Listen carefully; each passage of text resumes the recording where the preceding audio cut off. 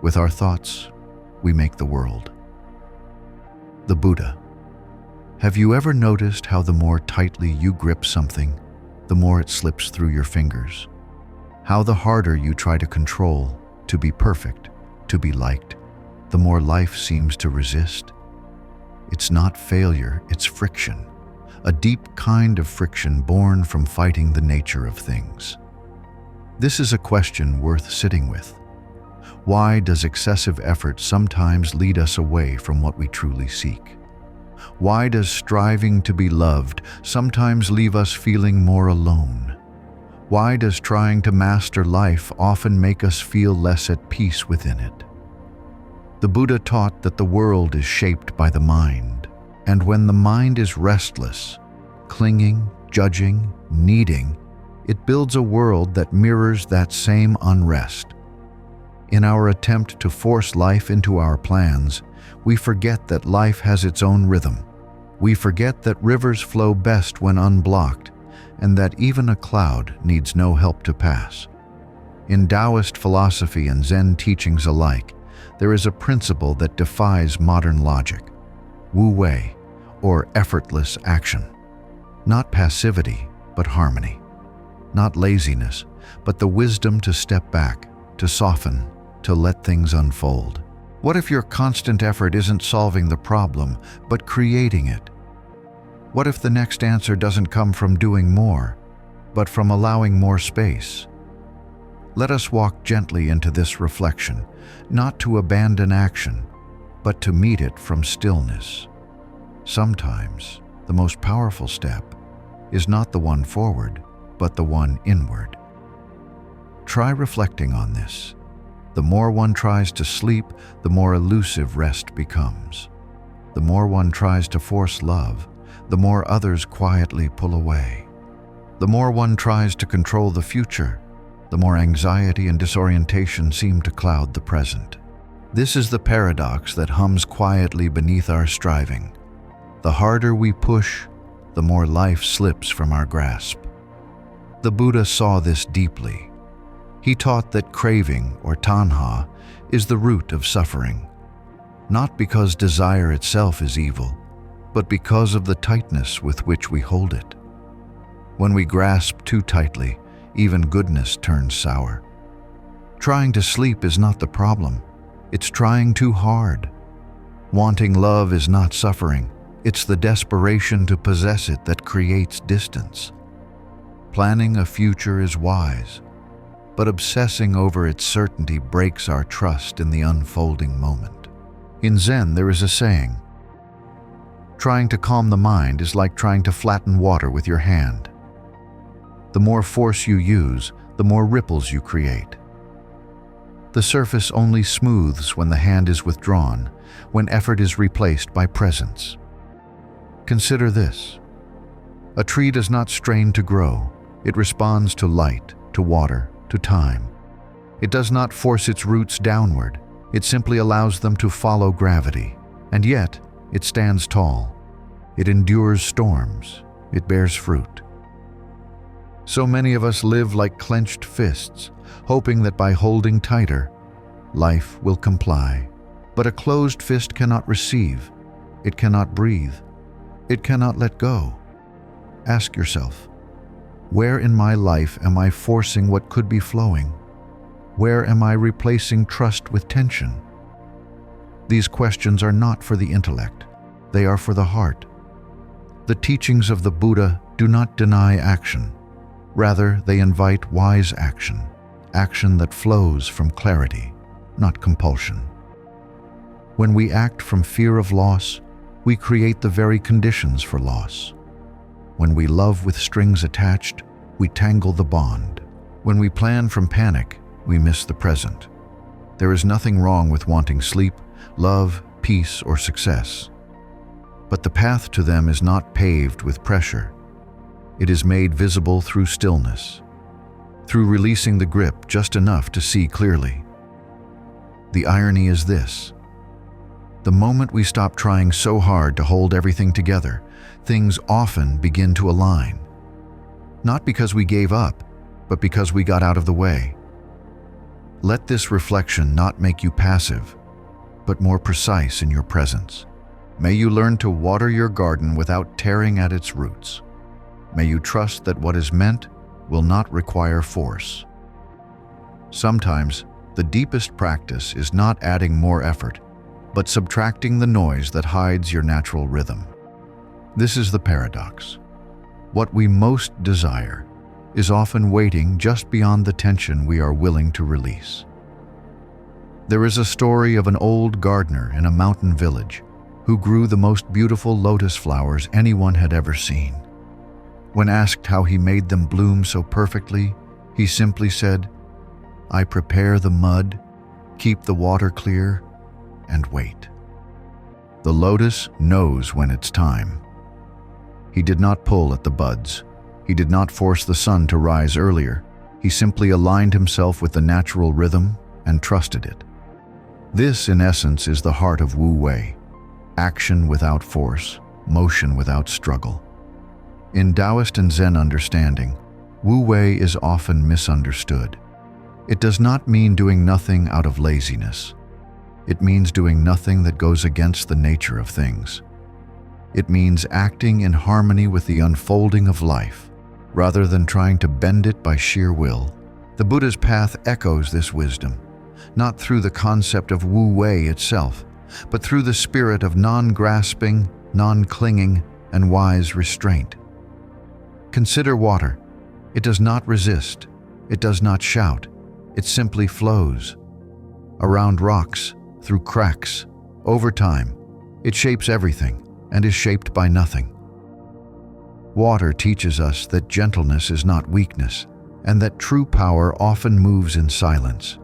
The Buddha once taught, "One who acts with care, who restrains himself by the moral code, who speaks truth and is free from anger, gives up everything and is tranquil." Notice the subtle energy here. This is not the voice of effortful striving, but of quiet, deliberate living. Many modern lives are saturated with the pressure to constantly do, to hustle, to control outcomes. But the more we try to push the river, the more exhausted we become. Wu Wei invites us to pause and ask, what if I'm not here to dominate life, but to dance with it? This principle can be practiced in simple ways. When facing a difficult decision, instead of rushing to solve it, try resting in clarity. Let the answer rise like mist from the valley, soft, slow, but certain. When in conflict, instead of overpowering the other, try listening more deeply. You may find that understanding arises without needing to win. Wu Wei does not promise comfort, but it promises congruence.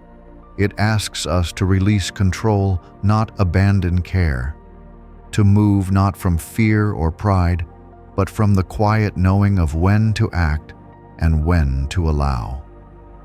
In Zen, there is a phrase, "Spring comes and the grass grows by itself." This is not a call to laziness. It is a reminder that life has its own intelligence. Our task is not always to interfere, but to witness, to nurture, and when called, to step in with grace. Ask yourself, where in my life am I pushing against the current? What would shift if I trusted timing instead of forcing progress?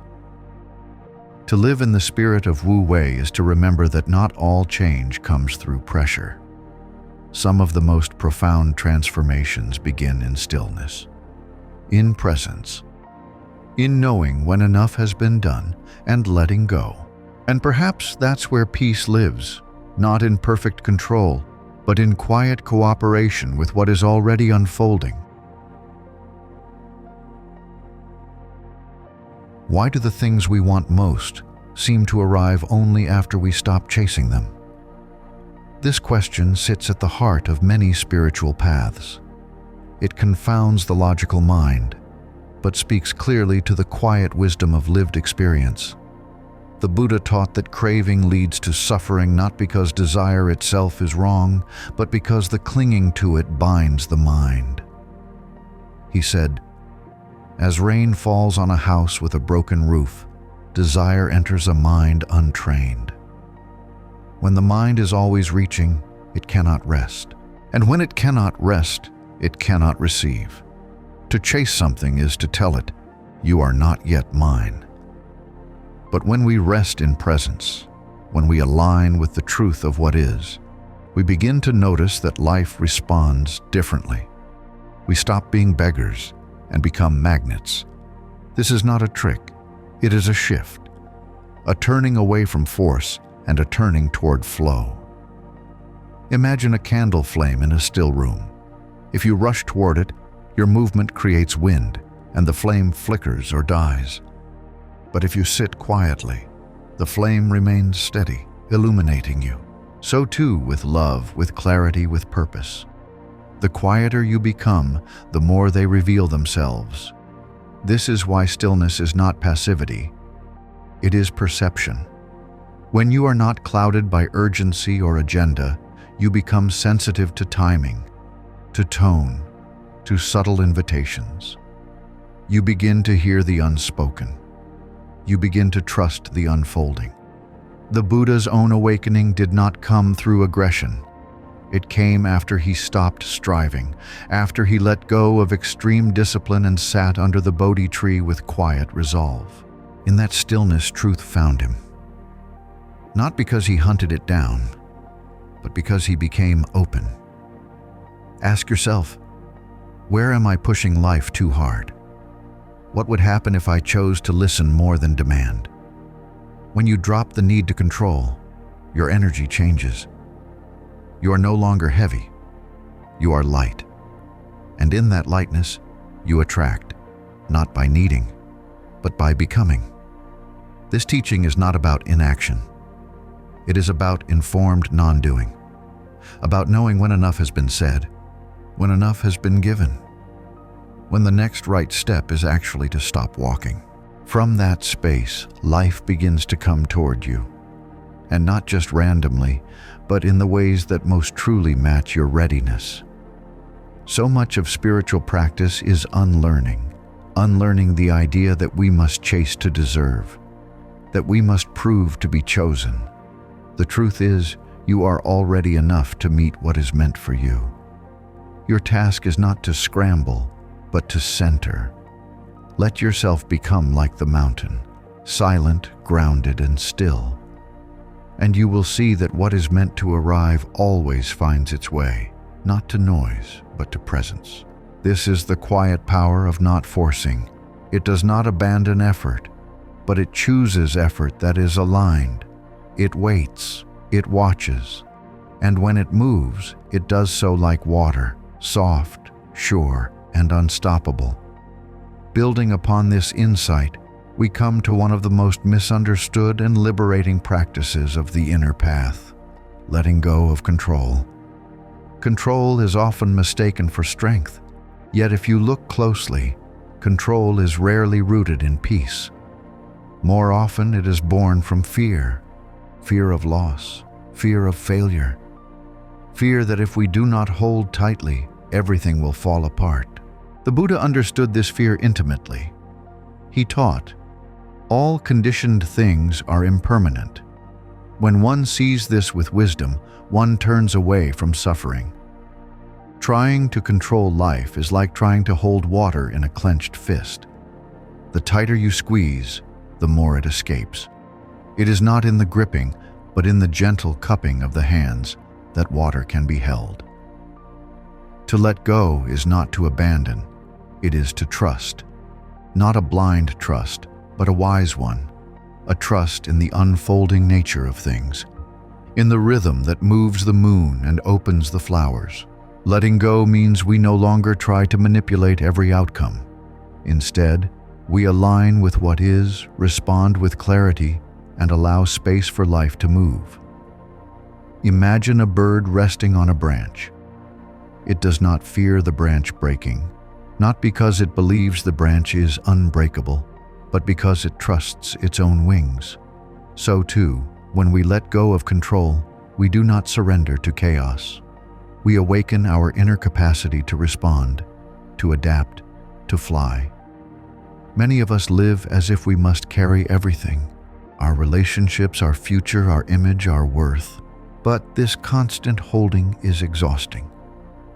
It turns life into survival. When we let go, we shift from enduring to living. Ask yourself, what am I trying to control right now? And what would it feel like to loosen my grip, even just a little? You may find that in the space where control dissolves, something softer appears: ease, clarity, grace. The Buddha often emphasized letting go, not as loss, but as liberation. In the simile of the raft, he explained that once you cross the river, you do not keep carrying the raft. What served you on one part of the journey may need to be set down on the next. Letting go honors the wisdom of timing. This practice is not always easy. Letting go may feel like vulnerability, but true vulnerability is not weakness. It is the doorway to authenticity. It is where the need to perform drops away, and what remains is your honest, present self. Try this.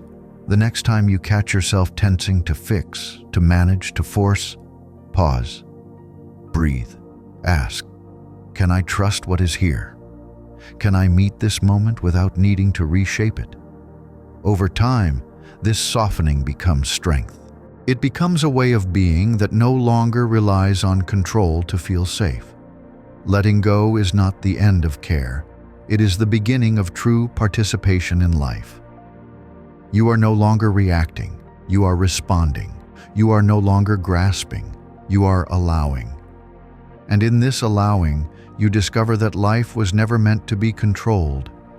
It was meant to be met, breath by breath, with open hands and a steady heart.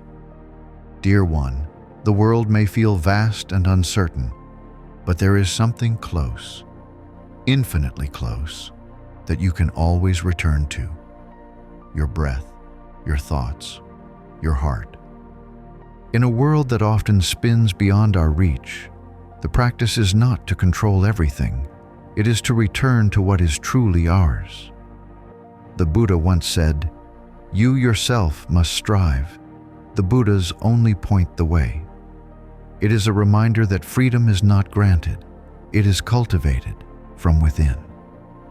So many of our struggles come from trying to control the uncontrollable: other people's choices, tomorrow's weather, the unfolding of time. We invest energy into shaping what was never ours to mold, and in doing so, we lose sight of the immense peace that comes from tending to what is within reach. Imagine standing at the edge of a vast forest fire. You cannot douse the entire blaze, but you can create a circle of safety around your feet. You can clear the brush, wet the soil, make space. That is what present moment attention does. It doesn't fix the world, but it protects your clarity in the midst of it. When you return to your breath, you reclaim agency. When you pause to notice your thoughts, you begin to choose which ones to follow. When you anchor in your own posture, you cease being pulled by every wind of opinion. This is not denial. It is discernment. Ask yourself gently, what am I trying to manage outside myself while neglecting what is happening inside? Am I more focused on their behavior or on my peace? In truth, the only lasting control we possess is over our own response, over how we speak, how we act, what we water with our attention. These are small things, but they shape a lifetime. The Buddha emphasized right intention, right speech, right effort. These are within our hands. We do not need to control the sea, but we must learn to steer our own vessel. This teaching is not meant to shrink your influence. It is meant to clarify it. When we focus on the controllable, we conserve energy. We sharpen attention. We move with more grace and less grasping. You cannot stop the storm, but you can close the windows. You can light a candle. You can breathe in and know that in this moment you are safe. You are steady. You are enough. So let your effort be wise. Let your care be focused. Let your days be shaped not by the chase to fix the world, but by the quiet joy of tending your own garden. In time, that care ripples outward and becomes a blessing to all you meet. Finally, let us speak of something that cannot be forced, yet holds everything together, the rhythm of the universe. Like the seasons turning the leaves, like rivers finding the ocean, life moves with its own wisdom. And we, in our efforts and plans, often forget. We are not separate from this rhythm. We are part of it. It is not outside of us. It pulses in our breath. It echoes in our heartbeat. It sings quietly in our intuition. The Buddha once said, "Everything arises and passes away. When one sees this, one is above sorrow. This is the shining path." This teaching is not only about impermanence, it is about intimacy with the changing nature of things. To recognize the rhythm of existence is to become free of resistance. It is to live like bamboo, flexible, resilient, and deeply rooted. To live in alignment with life is not to give up. It is to give in to what is natural, timely, and true. Imagine a leaf riding a river's current. It does not resist, yet it does not sink. It floats, not because it tries, but because it trusts. Trust here is not naive. It is a cultivated softness that comes from observation, from learning the seasons within your own soul. We often think we must struggle, strive, prove ourselves endlessly. But in truth, what we need is not more tension, but more attunement. To listen, to watch, to notice when it is time to act and when it is time to rest. A farmer does not plow the field year-round. There are days for sowing, and there are days for simply letting the sun warm the soil. Ask yourself, where in my life am I paddling upstream, exhausting myself against what simply is?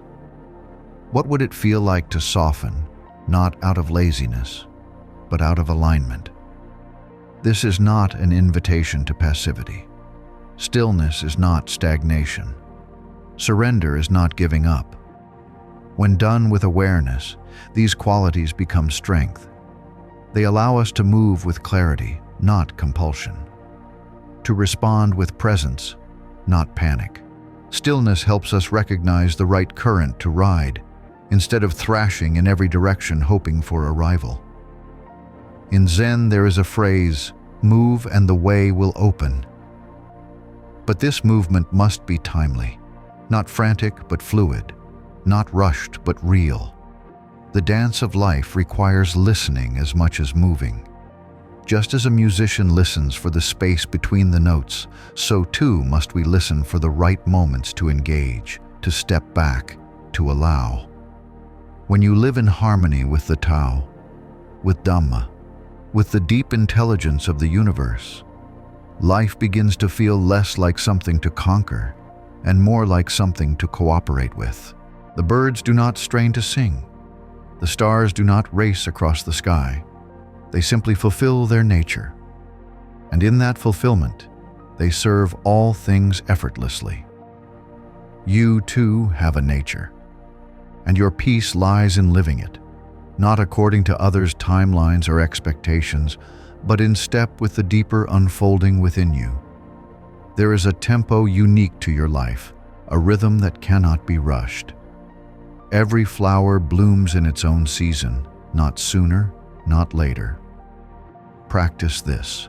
Spend a day listening more than speaking, watching more than reaching.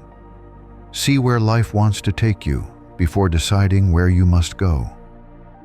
Like water, become gentle but unstoppable. Move with the grace of one who is not trying to arrive anywhere, but is already fully here. To flow is not to float aimlessly. It is to move with wisdom, to trust that the universe, when met with still presence, always reveals the next step, not with a shout, but with a whisper. That whisper often comes when the mind is quiet, when the striving stops, and when the heart is ready to receive. And in that whisper, you may just hear the most sacred truth. You were never apart from the flow. You only needed to stop resisting it. This is not the end of your journey, but the beginning of your most natural, undivided participation in the sacred dance of life. Let your heart take one final breath of this reflection. Be like water, not hurried, not forceful, yet always arriving where it needs to go. You don't need to strain to hold life together. You don't need to chase or cling. The more gently you hold, the more fully life meets you. The more deeply you trust, the more clearly the path appears. So pause today. Let go, just a little. Watch how space opens. Watch how peace returns. If this touched something in you, I invite you to like, comment, or subscribe. Not out of obligation, but as a quiet gesture of alignment. Your presence here matters, and so does the stillness you bring to the world.